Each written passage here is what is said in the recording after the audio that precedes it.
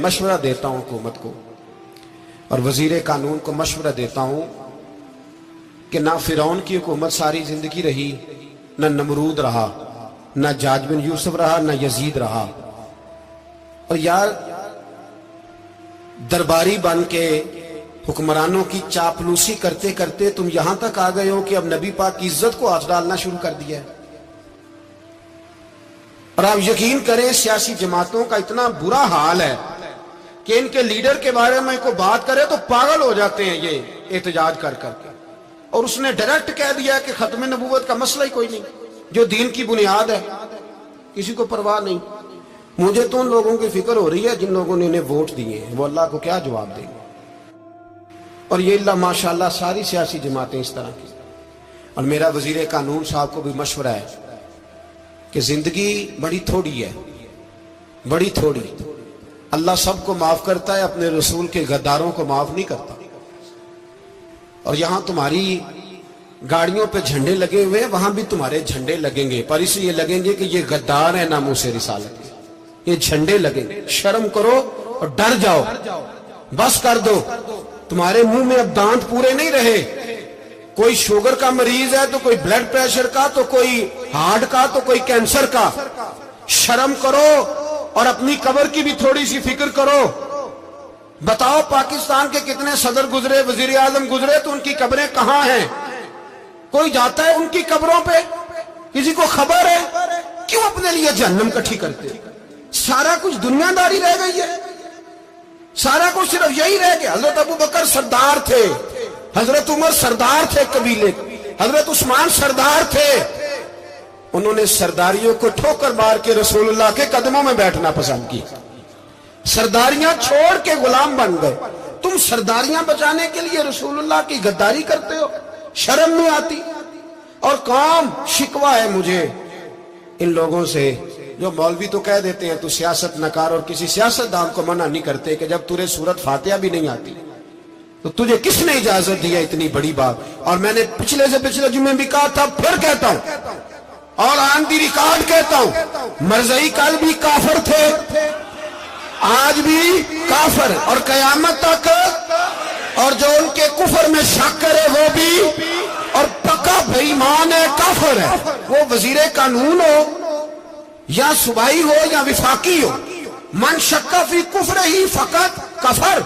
जो मरज़ई के कुफर में शक करे वो भी काफिर है। हमारे रसूल आखिरी रसूल है। हम किसी को ये इजाजत नहीं देंगे कि वो खत्म नबूवत में रखड़ा डालने की कोशिश करे। हम किसी को ये इजाजत है।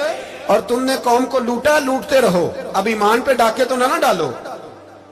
तुम्हें दौलत लूट के पेट नहीं भरा, अब ईमान लूटना शुरू कर लिया।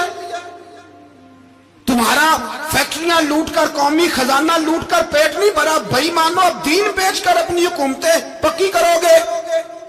और वो लोग भी तैयार हो जाएं जो इन बेईमानों को मुंतखब करते हैं, उनसे भी सवाल करेगा खत्म नबुव्वत का मौजू क़यामत के दिन। ये तुम बताओ, इनको सपोर्ट करते थे जो रसूलुल्लाह सल्लल्लाहु अलैहि वसल्लम के बाद भी किसी नबी को नबी मानना दुरुस्त जानते थे। शर्म आनी चाहिए, ख्याल होना चाहिए। और मैंने कहा कि हमारा दिल नहीं चाहता, आप यकीन करें, हमें शौक है जुलूस निकालने का, तुम्हारे खिलाफ बातें करने का। तुमने रोज थर्मामीटर निकाला होता है, चेक करते हो कि ईमान कितना है कितना नहीं है। ये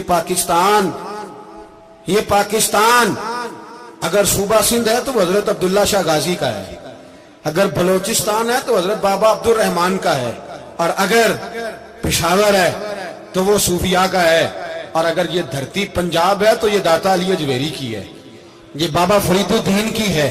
इसमें किसी गद्दार को कब्जा करने की इजाजत बिल्कुल नहीं मिलेगी। और हम वो लोग भी नहीं जो चुप करके अंदर सोते रहे, कौम जो करती है करती रहे, हमें परवाह नहीं ना, ऐसी कोई बात नहीं। कोई बंदा ना समझे कि इन्हें होश नहीं, इन्हें पता नहीं, हमें सारा कुछ ही आता है। फिर अगर कल को कोई मुमताज कादरी पैदा हो गया तो शिकवा ना करना, कल को कोई फिर से आमर चीमा निकल आया तो शिकायत ना करना, याद रखना।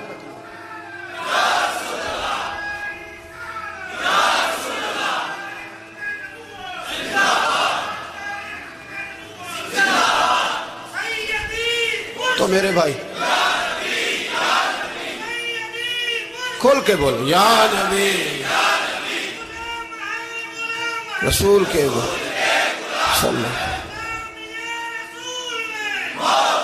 تو یہ مشورہ ہے،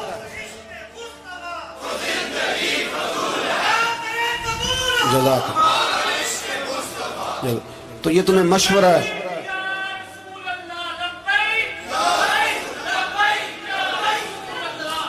میری بات سنیں، یاد رکھیں، یہ لوگ بعد میں پچھتاتے ہیں، پھر مناظرے کراتے پھرتے ہیں، اس نے صحیح کیا کہ غلط کیا، پھر انہیں ہوش آتی ہے بعد میں، پھر ان کے ہواری نکل نکل کے میدانوں میں دلیلیں دیتے ہیں۔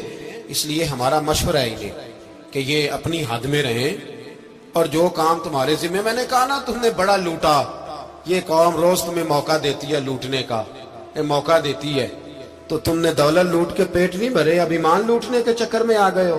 یاد رکھو، مسلمان گناہگار ہیں، غدار نہیں ہے۔ تمہیں دولت لوٹنے کا تو شاید موقع مل گیا ہے، پر ایمان لوٹنے کا موقع نہیں ملے گا، تو اس لیے اس کو لگام دو۔ اور ویسے بھی کتا جو پالتو ہوتا ہے نا، اس کو گھر کے اندر سنگلی سے باندھ کے رکھنا چاہیے۔